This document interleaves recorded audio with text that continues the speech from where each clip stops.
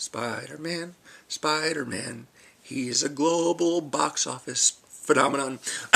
2002, it's time for 2002 and my series Biggest Movie Summer Ever, where I'm recounting summer movies past, the big ones, the ones that have had the biggest box office and the biggest cultural impact.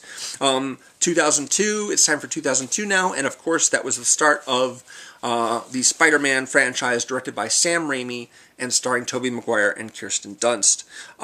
Huge, enormous hit, the very first movie to make $200 million in North America in the first 3 days of its opening. First time that's ever happened. Huge, huge, huge milestone for the movie industry, and of course a big win for the comic book movie industry, which had a big hit, of course, a couple years earlier with X-Men, and now, Spider-Man is really kicking things up a notch and really putting the genre into overdrive, and, it's just been, a rocket ride since then.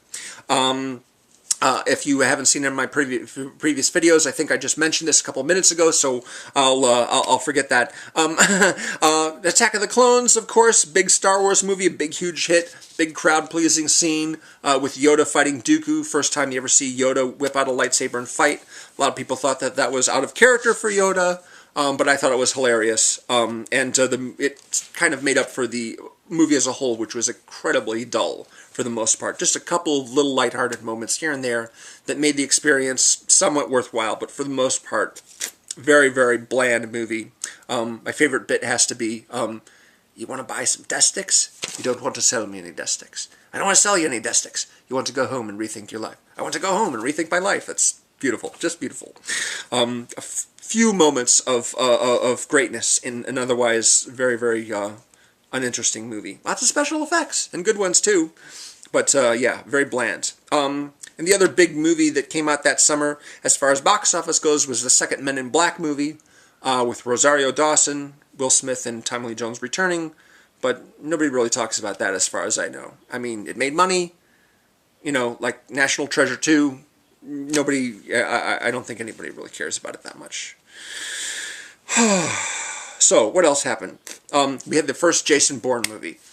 Big, big, very significant movie. Not only that started its own series, but also was directly influential over the James Bond movies that would come out about 4 years later. They certainly took a lot of their style and tone from Jason Bourne. So thanks to Jason Bourne for making James Bond great again. Minority Report. Minority Report is a big hit. Very, very fun movie.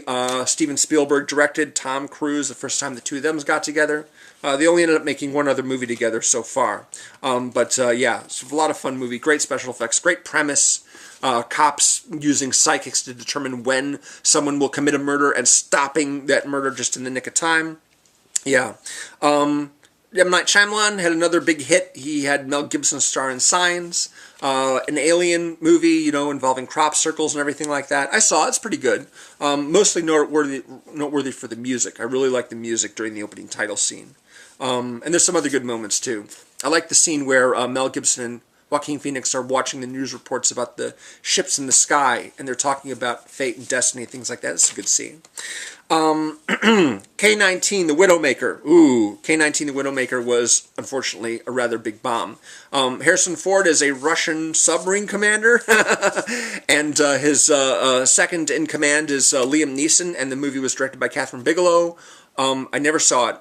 It just didn't look all that interesting to me, and a lot of other people felt the same way because it didn't make very much money. However, an even bigger bomb than that was The Adventures of Pluto Nash starring Eddie Murphy, one of the biggest bombs ever. Huge budget, huge special effects budget, just fell completely flat. Huge, huge, huge flop. One movie that wasn't a flop, and that actually started its own series, although not quite as significant as Fast and Furious, was Triple X.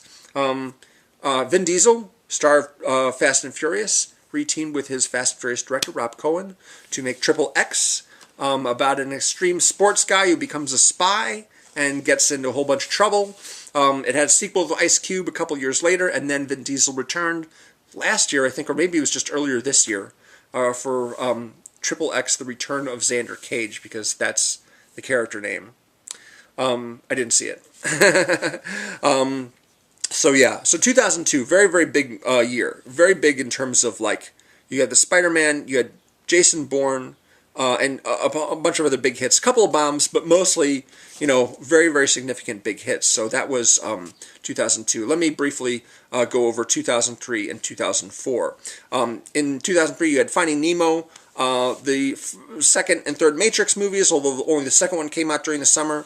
And you had the first Pirates of the Caribbean movie, which launched its own franchise, of course, that's still going on, despite the fact that no one seems to care about that. I actually saw the fifth movie in the theater when it came out last year, and thought it was just kind of okay.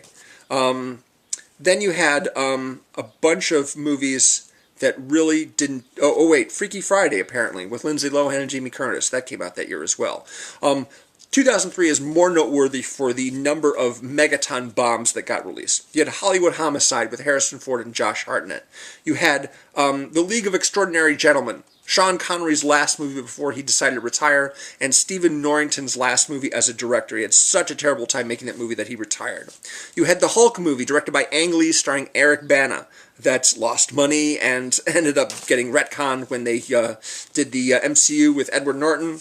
And then he got booted and replaced by Mark Ruffalo. Then you had From Justin to Kelly, which is the American Idol movie, starring Justin Guarini and Kelly Clarkson from the first season of American Idol. Another huge bomb that nobody liked. Geely with Ben Affleck and Jennifer Lopez came out in 2003. Another huge, notorious bomb. The director of that movie is Martin Brest, who did Beverly Hills Cop and the one with Robert De Niro. Midnight Run, yes. Two very, very fun movies. But then he started trying to get serious, I guess, and did Meet Joe Black and Scent of a Woman. And then he did this movie, which I'm not sure is a comedy or drama. I've never seen it.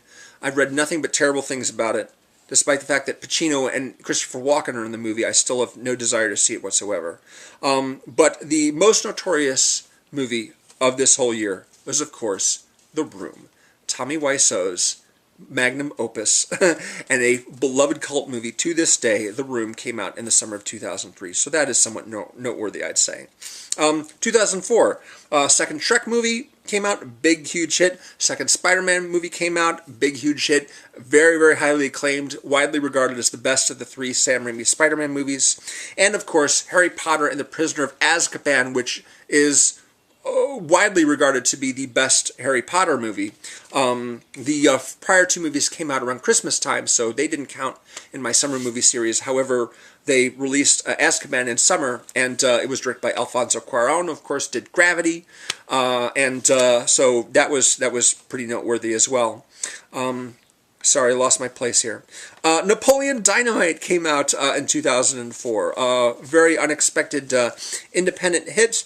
You had The Notebook, which is the new gold standard, I guess, for period romance movies. Also the first big Nicholas Sparks film to come out. I'm not sure if it's the first major adaptation of his films, but, he's been riding the success of that ever since. Because The Notebook launched all the other... Message in a Bottle. Message in a Bottle came out with Kevin Costner and Robin Wright before The Notebook did, a couple years earlier. But The Notebook was, huge hit and beloved by lovers of cinema romance. I couldn't even get through it. I tried watching it a couple times, couldn't stand it.